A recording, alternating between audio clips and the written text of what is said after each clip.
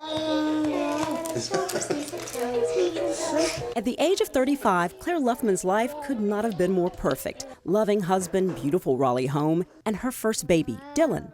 Then her routine breast self-exam in June of 2006 took a turn just a month later. I had been breastfeeding at the time. My baby was 3.5 months old, so I was a little more cognizant of the area and not feeling anything unusual. And then a month later, in July, feeling something. 1 week later, after an ultrasound, mammogram, and needle biopsy, Luffman's surgeon gave her the results.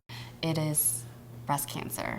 I remember when I found out, I just picked up my son Dylan and just held him, and I couldn't even tell anyone. My husband actually had to be the one that called all of our friends and family. Claire was very young. She did not have a family history. Dr. Lola Alajide, hematology oncologist in the Rex Cancer Center, treats Claire during chemotherapy. She says Claire's reaction is not unusual. They don't think it'll happen to them.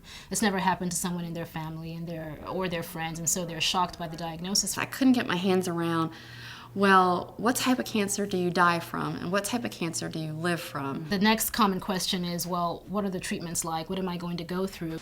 Tail's frisky, wag, wag, wag. Claire read medical books and researched her odds. After a mastectomy removed a 6.5 centimeter cancer and 10 cancerous lymph nodes, she plugged all the figures into a rigid formula and calculated a 40% survival rate.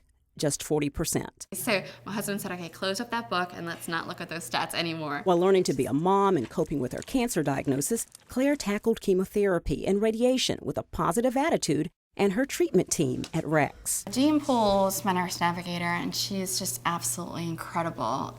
Helped me with little things like where to get my beautiful wig, as well as anytime I was having a procedure, she'd come in and answer any questions I was, before all my surgeries, first chemo treatments, radiation treatments. She was there. Rex Cancer Center dietitian Patty Seipel helps Claire and other cancer patients with their nutrition.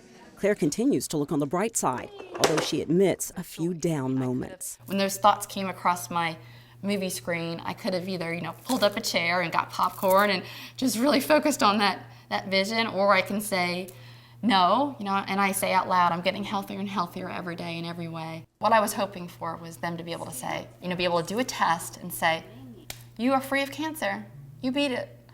But it doesn't quite work like that. So they'll just be checking me every 3 weeks until December, and it's sort of a wait and see. You've seen some